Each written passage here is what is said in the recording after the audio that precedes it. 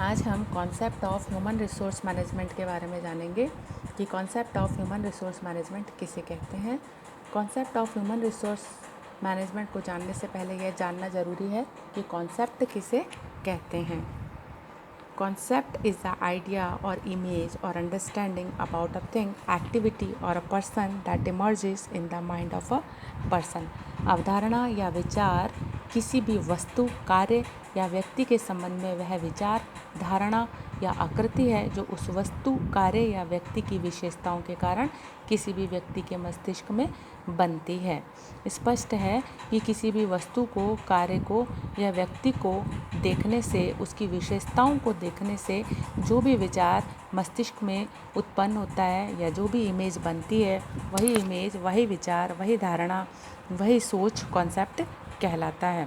Webster dictionary में concept को इस तरह डिफाइन किया गया है: a concept is an abstract idea generalised from particular instance. कि जो कॉन्सेप्ट है या जो अवधारणा है वह निराकार विचार है जो विशिष्ट उदाहरणों या घटनाओं से सामान्यीकृत किया जाता है। तो वह कोई भी विचार जो विशेष उदाहरणों या घटनाओं से जनरलाइज किया जाए, उसी जनरलाइज्ड आइडिया को हम कॉन्सेप्ट के नाम से जानते हैं। तो इस तरीके से ये स्पष्ट हुआ कि जब किसी विचार को सामान्यकृत कर लिया जाता है तब वह कॉन्सेप्ट बन जाता है। So the generalized idea is concept. So let's see what is the generalized idea और concept of human resource management. Human resource management means management of people at work, यानी कार्य पर व्यक्तियों के प्रबंध को ह्यूमन रिसोर्स मैनेजमेंट कहा जाता है। Human resource management is that part of management process which is primarily concerned with human constituents and has objective to utilize their strength to attain the organization's goal by providing satisfaction by their job. मानव संसाधन प्रबंध का वह भाग है जो कर्मचारियों के प्रबंध से संबंध रखता है, जिसका उद्देश्य कर्मचारियों को कार्य से संतुष्टि प्रदान कर उनकी शक्ति का अधिकतम सदुपयोग करके संस्था के निर्धारित उद्देश्यों को पूरा करना होता है। तो इस तरीके से यह साधारण प्रबंध का वह भाग हुआ जिसका संबंध कर्मचारियों के प्रबंध से होता है और जिसका उद्देश्य होता है कि उनको उनके कार्यों से संतुष्टि प्रदान करके उनकी शक्ति का अधिकतम उपयोग या अनुकूलतम उपयोग किया जाए, जिससे कि उपक्रम के उद्देश्यों को प्रभावशाली तरीके से प्राप्त किया जा सके। कॉन्सेप्ट को समझते हुए हमने शुरू में कहा था कि कॉन्सेप्ट जो होता है वह विचार या धारणा होती है जो किसी वस्तु, कार्य या व्यक्ति की विशेषताओं के कारण किसी भी व्यक्ति के मस्तिष्क में बनती है। तो यह स्पष्ट हुआ कि विशेषताओं को जाने बिना हम कॉन्सेप्ट को नहीं समझ सकते। तो विशेषताओं को जानकर ही हम HRM कॉन्सेप्ट को पूर्ण रूप से या एज होल समझ सकते हैं। तो आइए देखते हैं कि ह्यूमन रिसोर्स मैनेजमेंट के क्या कैरेक्टरिस्टिक्स हैं जिससे कि हम इसके कॉन्सेप्ट को अच्छे से समझ सकेंगे। इसकी विशेषताओं में पहली विशेषता है कि इट्स ट्रांसफॉर्मिंग प्रोसेस, यानी यह एक रूपांतरण की प्रक्रिया है। इसको रूपांतरण की प्रक्रिया इसलिए कहा जाता है क्योंकि इसके द्वारा उत्पादन के निर्जीव और भौतिक संसाधनों को उपयोगी उत्पादों में बदला जा सकता है।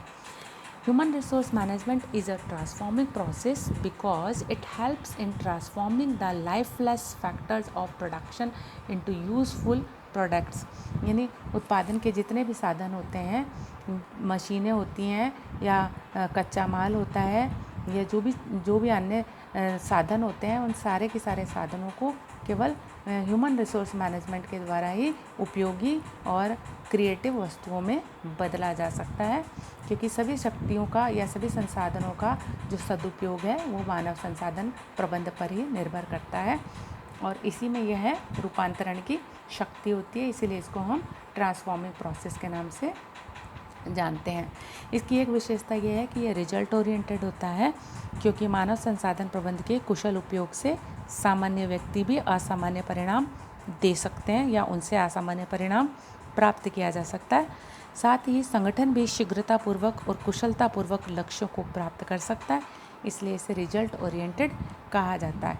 Human resource management is result oriented क्योंकि Through effective human resource management, ordinary people can deliver extraordinary results as well as organization can achieve results quickly, efficiently and effectively. So it's result oriented. इसका अगली characteristics है कि personal aspect of the management. यह प्रबंध का वह भाग है जो कि सेविवर्ग आयाम से संबंध रखता है। पर्सनल एस्पेक्ट इसलिए कहा जाता है क्योंकि यह एम्प्लॉय से रिलेटेड सारे फंक्शंस को परफॉर्म करता है, इसलिए मैनेजमेंट का ये पर्सनल एस्पेक्ट होता है। Human resource management is concerned with man power planning, recruitment, selection, placement, transfer, promotion, training and development, remuneration, productivity, etc.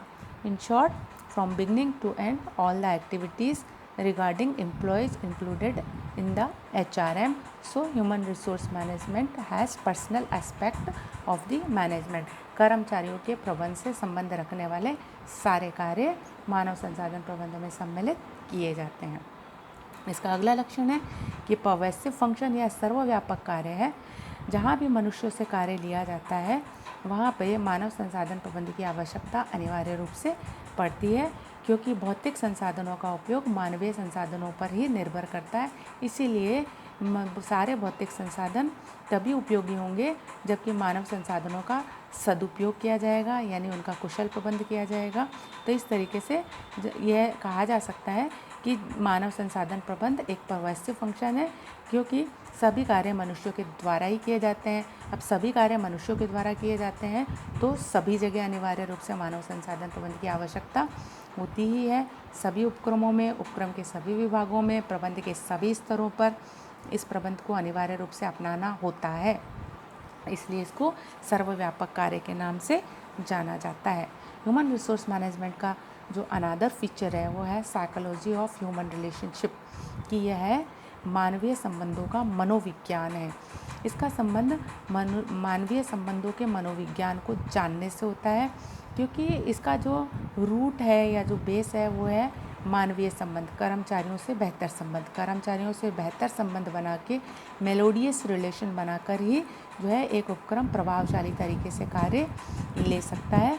उनके मन की बात को समझ के उनके अंतर्निहित बातों को, अंतर्निहित आवश्यकताओं को, प्रेरणाओं को जानकर ही उनको प्रेरित करके ही उनसे कार्य लिया जाता है। इसलिए इसको कहा जाता है psychology of human relationship.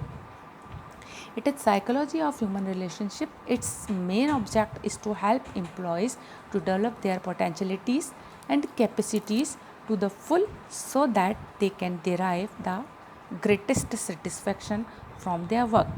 If a manager is weak in dealing with people, he cannot achieve the goals of the organization. So it is integral part of HRM to have human relations skills to get maximum cooperation of workers.